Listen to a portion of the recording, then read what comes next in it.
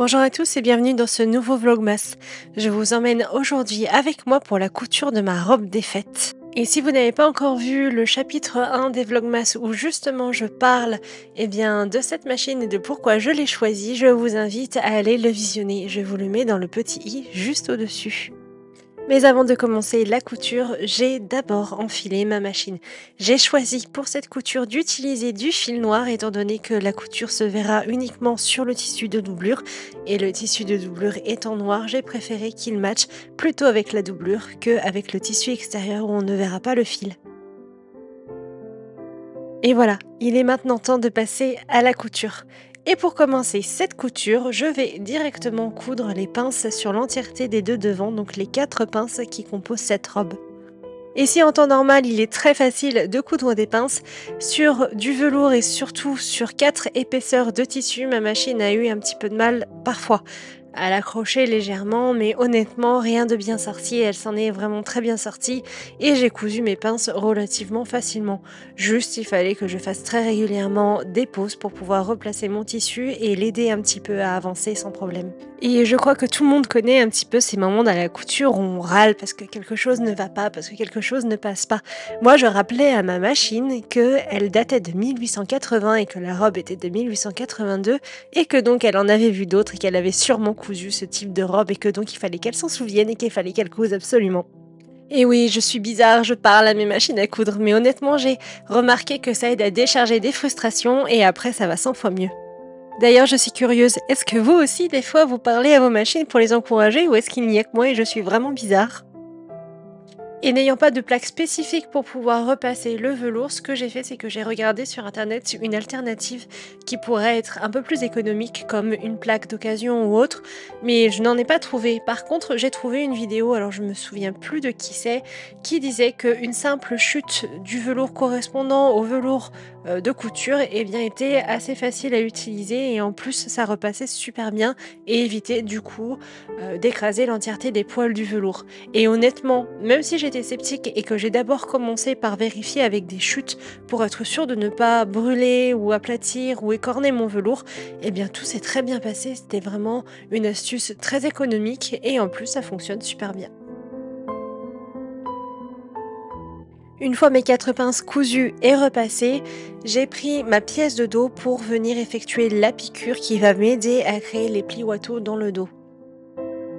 C'est une piqûre que j'ai eu un peu de mal à réaliser, étant donné qu'elle s'effectue envers contre envers, mon velours était à la fois en contact avec mon pied presseur, mais également avec mes griffes d'entraînement, ce qui faisait qu'il glissait constamment et même des fois la machine cousait dans le vide. Il a donc fallu que je l'aide légèrement pour pouvoir réussir à le coudre.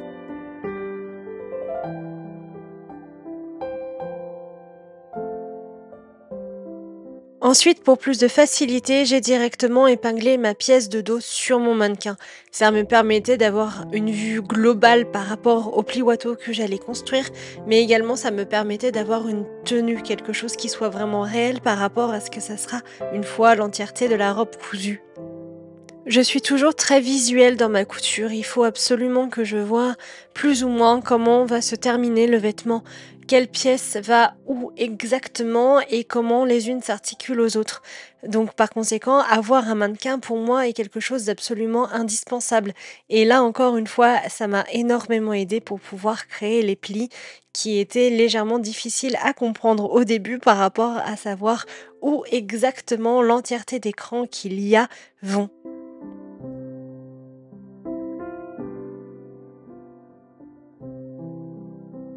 Mais en réalité, c'est vraiment un processus assez simple. C'est un peu comme faire de l'origami.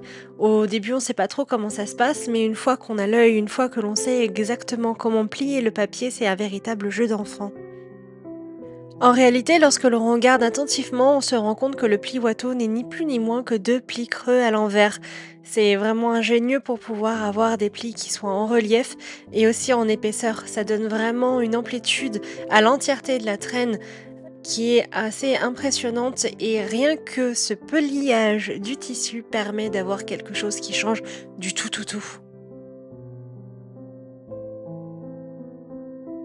Et si les plis se font sur l'endroit, il a fallu que je retourne ma pièce pour pouvoir faire mon bâti.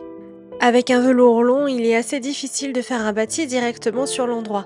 Et ne voulant pas l'abîmer, j'ai préféré retourner l'entièreté de ma pièce pour pouvoir faire mon bâti directement sur l'envers. Ce bâti est une étape indispensable de l'entièreté du patron. Il est marqué en 10 mots des instructions et ce n'est pas moi qui, pour une fois, me suis rajouté une étape supplémentaire. Il va venir permettre de maintenir les plis ensemble étant donné que l'on ne va pas coudre le col immédiatement. Ainsi, il est beaucoup plus facile de coudre les découpes princesses directement à la pièce du dos. Les plis ne risquent pas de se défaire et seront bien maintenus par le bâti.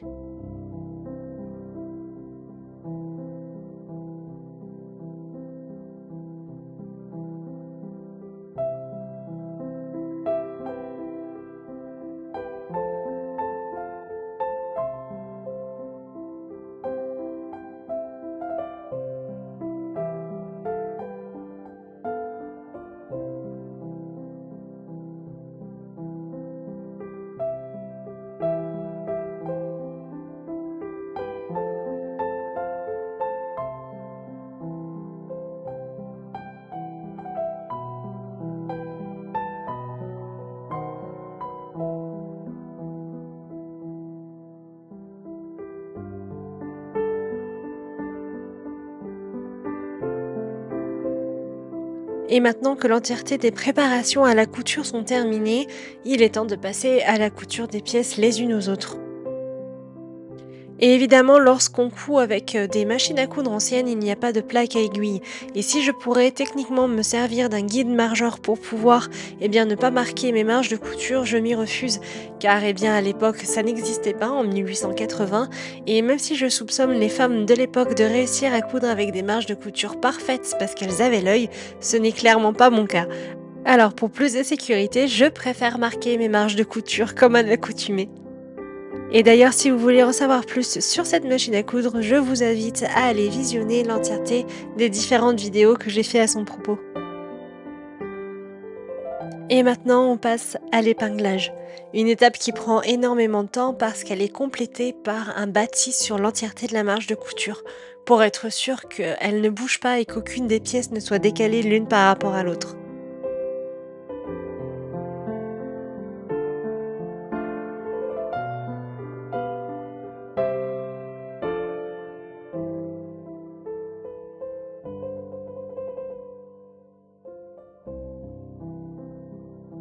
Mais avant, une petite visite impromptue a pointé le bout de son nez. Elle voulait absolument que je la regarde.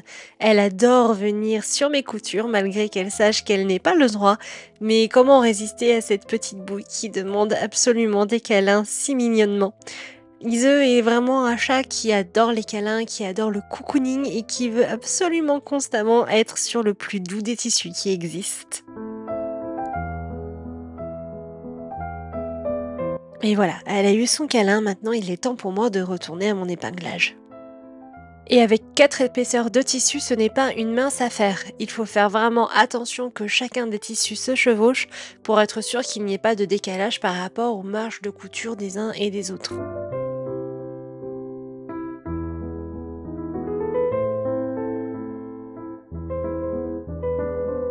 Et je l'ai appris à mes dépens, c'est quelque chose que je n'avais pas vu lors de mes recherches pour coudre du velours. Coudre le velours avec uniquement des épingles, peu importe le nombre que l'on en met, ce n'est pas suffisant. J'ai dû bâtir l'entièreté de toutes les marges de couture de cette robe pour être sûre que rien ne bouge et que tout reste correctement à sa place. Le velours est une matière assez difficile à domestiquer. On dirait un petit peu qu'on essaye de domestiquer l'eau, de coudre de l'eau, mais c'est elle qui décide où elle va. C'est comme si on essayait un petit peu de la contenir, mais qu'elle ne voulait pas. C'est exactement le même effet que m'a fait la couture de ce velours.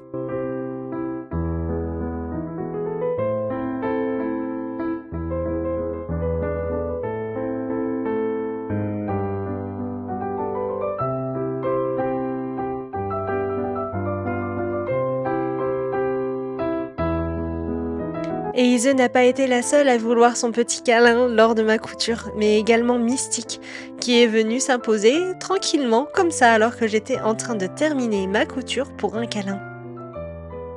Et franchement, comment dire non à une petite bouille pareille qui vous regarde avec autant de tendresse dans les yeux? Moi, personnellement, je ne peux pas.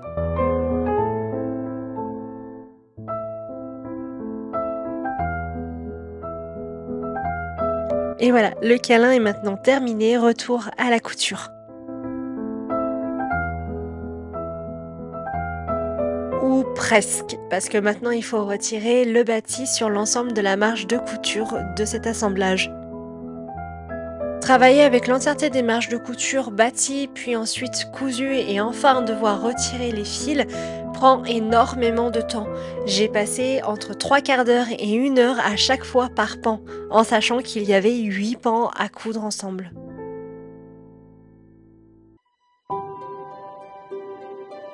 Et le repassage est aussi une étape qui m'a pris énormément de temps entre chacune des piqûres.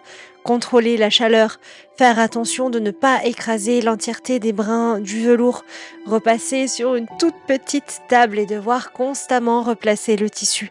Autant de petits gestes qui m'ont pris énormément de temps et qui m'ont demandé une attention toute particulière, surtout dans l'utilisation de mon outil de tailleur qui va venir aplatir mes coutures. Faire attention de ne pas aplatir le velours, de ne pas trop aplatir la couture pour être sûr que ça ne se voit pas sur le devant parce que sinon ça ruinerait l'entièreté du vêtement et ça serait vraiment pas esthétique. Utiliser les petits cochons de couture pour pouvoir faire attention que l'entièreté des courbes reste à leur place et ne soit pas totalement écrasée, toujours en mettant une chute en dessous pour être sûr que le velours reste bien à sa place et ne se déforme pas. C'est vraiment une étape qui demande énormément d'attention et de minutie.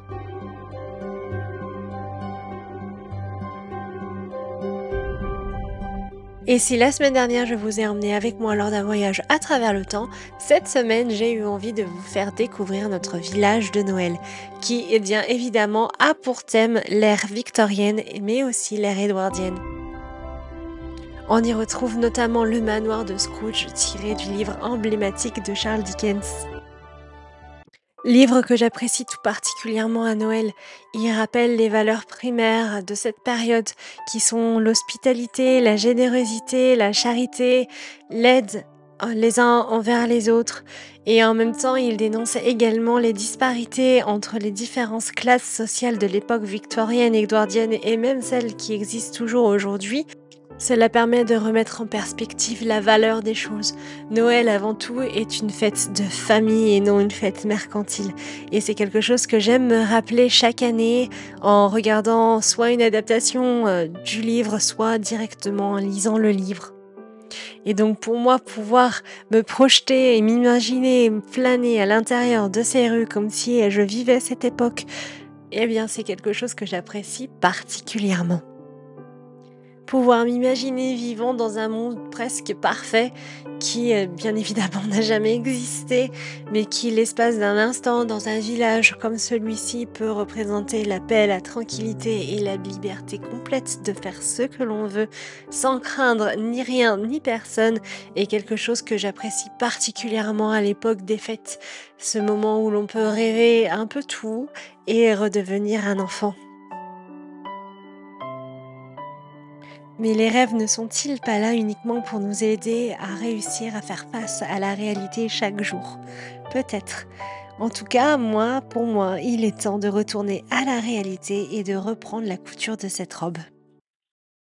Et de retour à la couture, il est maintenant temps pour moi de marquer mes marges de couture, épingler les pièces ensemble, bâtir chacune des marges de couture.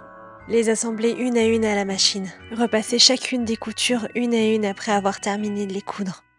Et enfin, une fois l'entièreté de chacune des pièces terminée d'assembler ensemble, venir bâtir les plis watteau pour qu'ils ne bougent pas au moment de la pose du col.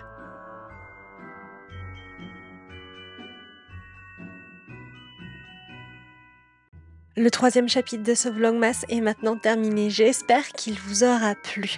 N'hésitez pas à laisser un commentaire, à liker et à partager la vidéo si c'est le cas. Et moi je vous dis à la semaine prochaine pour la suite de cette aventure extraordinaire.